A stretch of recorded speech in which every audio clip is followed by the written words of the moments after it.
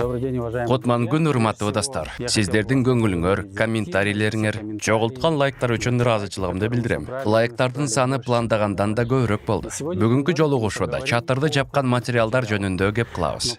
Бирок ал темага өтөөрдүн алдында сиздер кызыккан эң негизги сурооңузга жооп берейин. Ал жалпак чатырларга тиешелүү. Мындай чатыр кардын басымына кандай туруктуулукта болот деген суроо. Мисал кылып өзүмдүн чатырым жөнүндө айтып берейин. Менин үйүм Бишкекте турат. Бишкек түштүктүк шаарга кирет. Бирок биздин климат кескин континенттик. Ошондуктан жайында плюс 45 градус, кышында болсо минус 35ке жетиши мүмкүн. Кээде кар жарым метрге чейин жаашы мүмкүн. Албетте, бул Сибирь же Урал эмес. Ал жерде кардын көлөмү абдан чоң болот. Менин артымда сиздер көргөн 4, 5, 6, 9 этаж, 104-чү, 105-чи сериядагы үйлөр турат. Алардын чатырларынын баары жалпак. Мындай үйлөр мурунку Советтер Союзунун түндүгүнөн түштүгүнө чейин кең курулган. Анын баарысы жалпак чатыр менен жабылган. Сиздер алардын үстүндө 1-1,5 метрдеги карды көрдүңөр беле? Көпчүлүгү кардын басымы, анын салмагы жөнүндө айтып, абдан маанилүү шамал деген факторду эске алышпайт.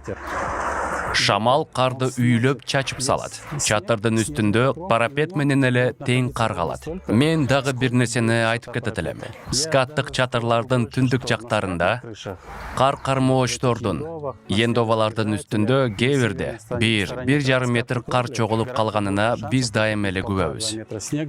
Анда ролигибизди уланталы. Чатырды жапкан материалдар жөнүндө сүйлөшөлү. Болжол аларды 2 топко бөлсөк болот. Скаттык жана жалпак чатырга керектүү материалдар. Экзотикалык материалдар. Алар алюминий жана жез кровля.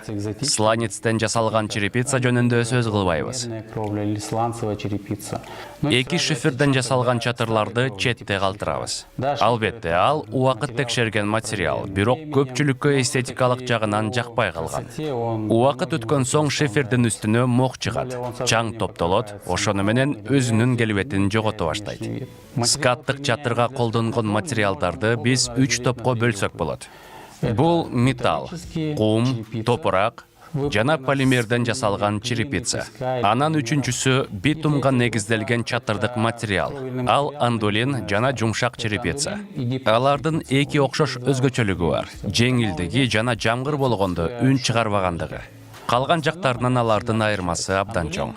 Андолин формасы менен шиферге окшош болот. Анын бир нече кемчиликтери бар. Убакыт өткөн соң ал өзүнүн ийилүү касиеттерин жоготуп, жарылып, кургап, үөлөнүп калат. Ультрафиолеттин нурунда тез убакытта эле өңүн жоготот. Башка жактарын карасак, ал абдан жөнөкөй, арзан материал. Монтаж иштери да жеңил болот. Андолинге салыштырмалуу жумшак черепицанын көрүнүшү жакшы жана түстөрү абдан кең болот. Анын иш мөөнөтү, анын калыңдыгынан жана курамынан көз каранды болот. Жумшак черепицанын эң эле маанилүү кемчилиги анын монтажы абдан татаал жана кымбат болот. Аны профессионалдар гана жасай алышат.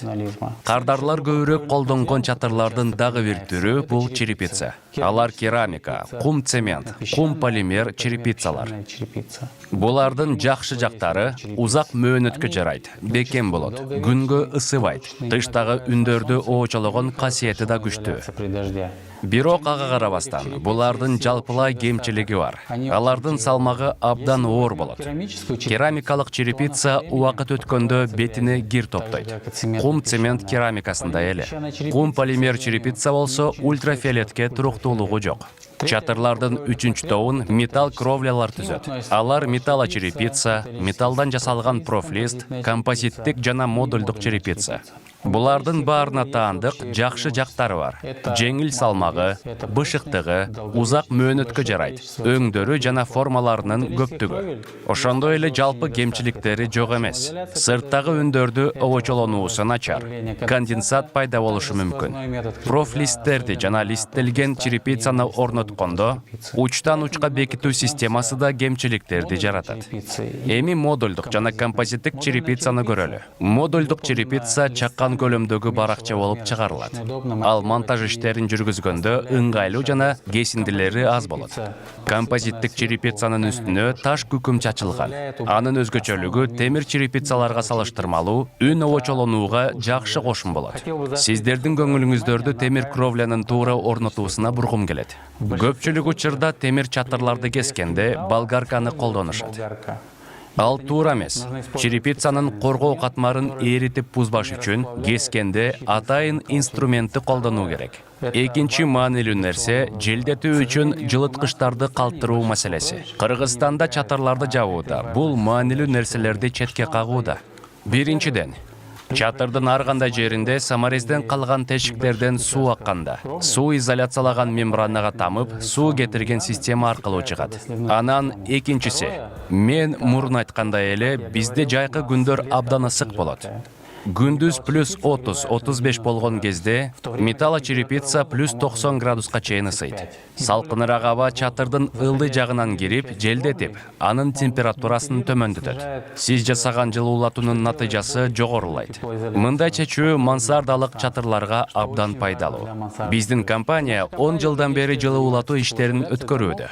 Ушуга чейин 1000ден ашык чатырларды жылууладык. Чатырлардын 90% туура эмес жабылган. Мына, көрүңүздөр. Бул стропилалар, үстүнөн обрешоткасы бар. Анын үстүнө дароо эле металлочерепицаны чаптаган. Эмне үчүн туура эмес деп жатам? Анткени желдетүү жылчыгы жок. Эгерде саморездерден суу акса, ал туура эле үйгө тамат. Бул маселени чечүү жолдору жөнүндө баяндамада мен сиздерге атайын шилтемени калтырам. Ал жерде беларустук компания чатырды туура жабуунун ар бир каршын көргөзгөн видео инструкциясы бар. Советтер Союзунун убагында революцияга чейин Москва жана Петербург шаарларында көп колдонгон чатырдын түрү фальц кровлясы. Мындай чатырлар Бишкекте металлочерепица келгенге чейин абдан популярдуу болгон. Албетте, бул чатырда да башка металл чатырларда эле кемчиликтери бар. Жамгыр жааганда үндөрдүн угулушу, конденсат. Бирок менимче бул чатырга көбүрөөк көңүл бурсак болот эле. Анын герметикалык сапаттары абдан жогору. Заманбап технологияларга байланыштуу ал цинктелет жана анын сырты полимерлер менен жабылат. Эми башка маселеге өтөлү. Жалпак чатырларга керектелүүчү материалдарга. Алар көп деле эмес. Ал меникиндей профлист, битумга негизделген оромол материалдар, же болбосо ПВХ мембрана болушу мүмкүн. Профлист жөнүндө буга чейин сөз кылганбыз. Битум материалдар жалпак чатырлар үчүн эң арзан деп айтсак болот. Бирок анын колдонуу мөөнөтү абдан кыска жана ультрафиолетке да туруктуулугу начар.